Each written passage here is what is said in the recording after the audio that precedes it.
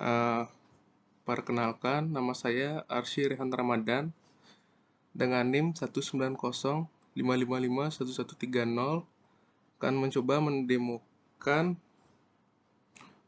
mengenai penyalaan lampu LED dengan Telegram bot, web server, dan juga push button. Pertama saya akan mencoba mendemokannya dulu sebelum menjelaskan kodenya. Jadi yang pertama akan mencoba push button. Jika diklik mati, nyala, mati, nyala. Oke, push buttonnya berhasil. Lalu saya akan mencoba di Telegram bot. Ya. Oke, seperti bisa dilihat ini keadaannya menyala. Saya coba off, lampu dimatikan dan dia mati. Saya coba nyalakan lagi. Jadi di sana masih terkendala untuk dari mati ke nyalanya lagi. Saya lanjut ke web servernya. Jadi di sini dapat dilihat ada statusnya dan ada button. Oke, jika saya nyalakan, kita coba. Masih loading.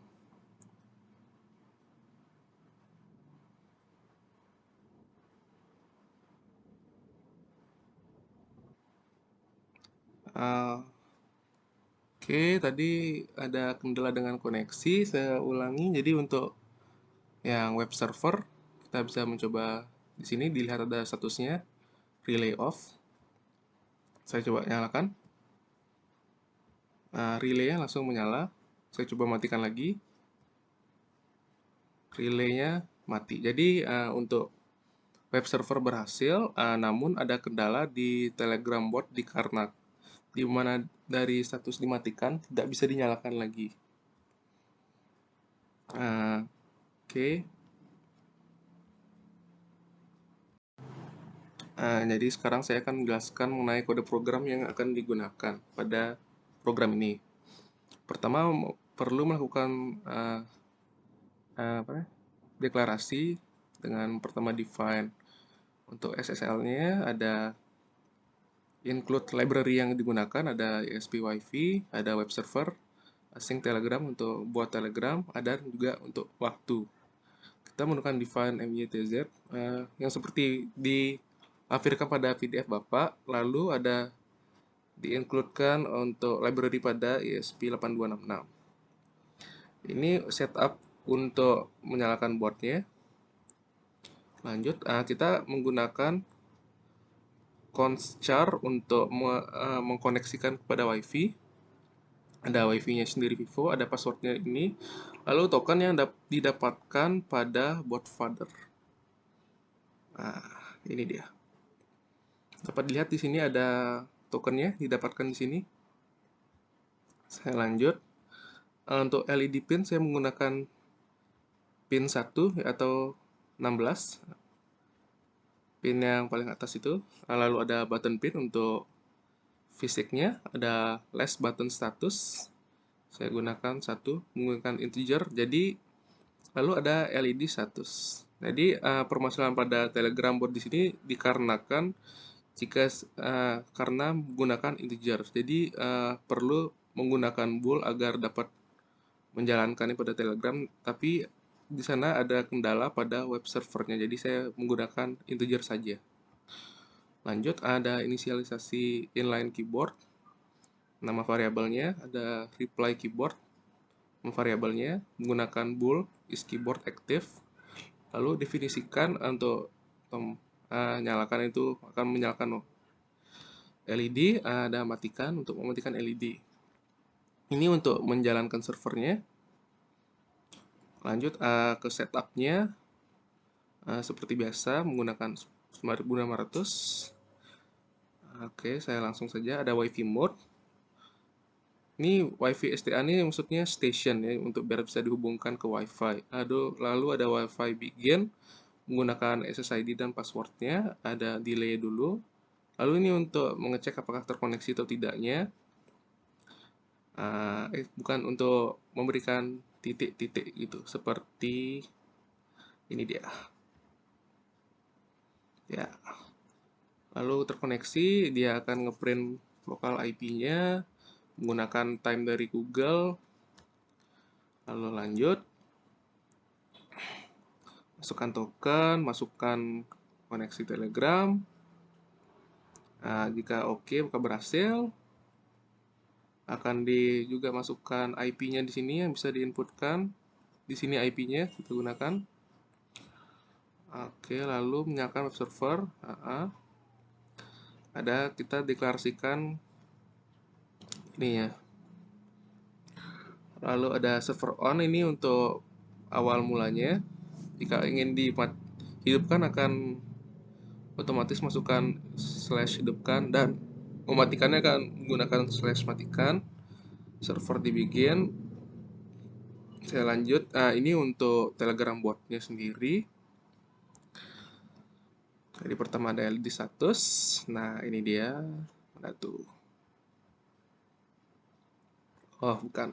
Oke, lanjut. Untuk inisialisasi saja. Lanjut, deklarasikan button pinnya itu input pull up. LED pinnya itu sebagai output, dan di write. Oke, loop server handle client untuk menyalakan klien pada web server. Ini fungsinya untuk pada Telegram bot. Saya jelaskan. Pertama, inisialisasi current button status sama dengan button pin. Jika statusnya bukan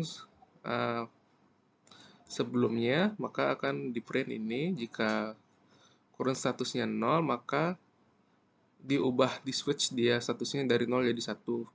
Begitupun sebaliknya. Lalu last button status dengan current button status, maka nilai dari ini akan dijadikan nilai pada variabel ini, di delay. Lalu pada ini untuk di button ternyata, maaf. Ya, jadi ini untuk yang di Telegram bot. Pertama ada deklarasi TB message dengan variable message, if my bot dot message dalam parameter message type ini string seperti biasa. Langsung ada masukkan switch untuk pada message type yang kita ketikkan itu. Untuk case message type, pertama kita akan masukkan seperti ini dia. Mana itu? Nah, seperti ini dia pesannya. Dapat pesan dari add ID apa dengan ID-nya berapa akan dapat dari sana. Lanjut, jika ini kita menggunakan inline keyboard, kita klik inline keyboardnya, maka akan ditampilkan message ini. Lalu lanjut. Sekarang untuk query message-nya, gunakan variable message text dot fungsi callback query data. Oke, callback query diterima seperti ini, dan statusnya ini dia. Message text ini untuk statusnya juga. Jadi jika message-nya equal, ignore case, ini fungsi. Jika dia dinyalakan, maka diklik nyalakan seperti ini. Pada sebelumnya di define, jika on ini maka akan menjalankan nyalakan. Kalau off ini matikan. Seperti ini dia. Nah, pada define ini, dia akan langsung ke LED on. Jika matikan kan ke LED off. Lanjut. Nah, ini dia. Nah, seperti tadi, ini nyalakan LED statusnya 1. LED pin LED status. Di write dulu di serial monitornya. Print line-nya light on. Lampu menyala, akan ditampilkan pada message Telegram. Nah, jika dimatikan, maka statusnya jadi 0. Digital write LED pin status, light off, lampu dimatikan. Ini untuk else-nya, awalnya untuk digunakan untuk mengecek statusnya, tapi masih gagal untuk diimplementasikan. Lanjut di delay, break. Itu saja untuk Telegram botnya. Saya lanjut ke web servernya. Oke, sekarang saya lanjut untuk membahas mengenai web servernya. Kita buatkan fungsi untuk web server. Jadi void handle web server.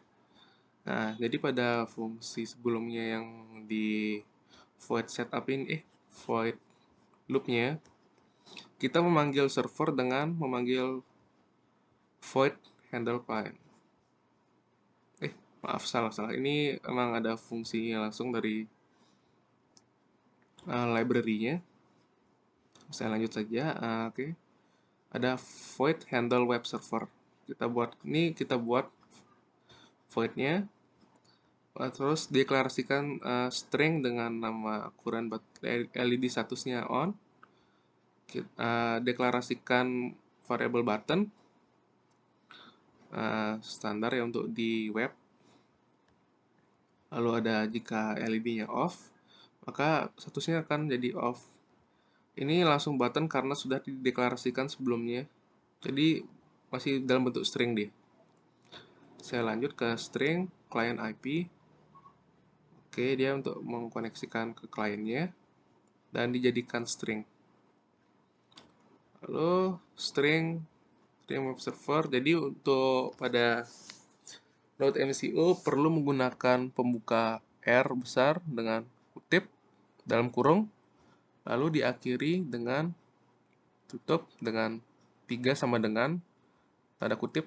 Ya, seperti itu untuk memulai file HTML di Node MCU. Standar ya untuk isi HTML-nya. Saya lanjut langsung ke sini. Nah, jadi ada relay saat ini. Nah, ini dia. Dia ngeprint ukuran button status dalam bentuk string. Tadi ya. Lanjut ditambah button plus R. Oh maaf, ini dari sini ditutup. Lalu dibuka lagi di sini dia. Oke, lanjut. Ada fungsi set timeout. Untuk waktunya ada window location reload. Script, oke. Sudah selesai, situ saja. Lalu ada fungsi server.send.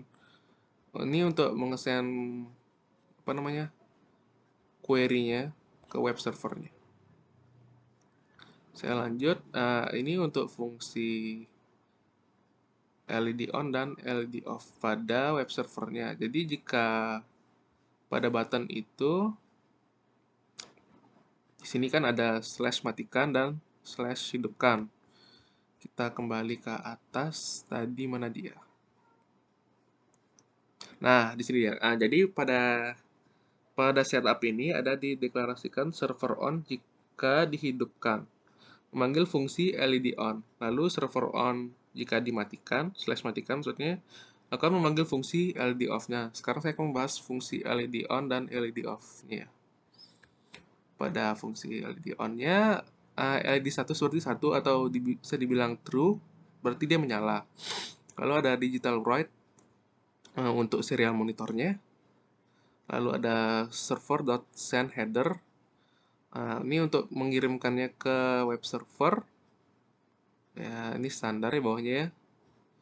Lalu untuk off tinggal diubah saja dari LED statusnya awalnya 1 dan menjadi 0. Dan itu saja isi dari kode program yang saya gunakan. Ini mencakup fungsi untuk LED on dan LED off. Ini mencakup untuk HTML dan web servernya pada void handle web server. Lalu di sini ya dari TB message ini untuk Telegram botnya, dan di sini untuk menghandle push button atau button fisiknya. Di sini kita menggunakan inisialisasi semua ya untuk inisialisasinya atau setupnya. Nah, ini untuk pendeklarasian library dan variabel global yang digunakan. Ya udah, sekian saja dari saya. Saya ucapkan terima kasih.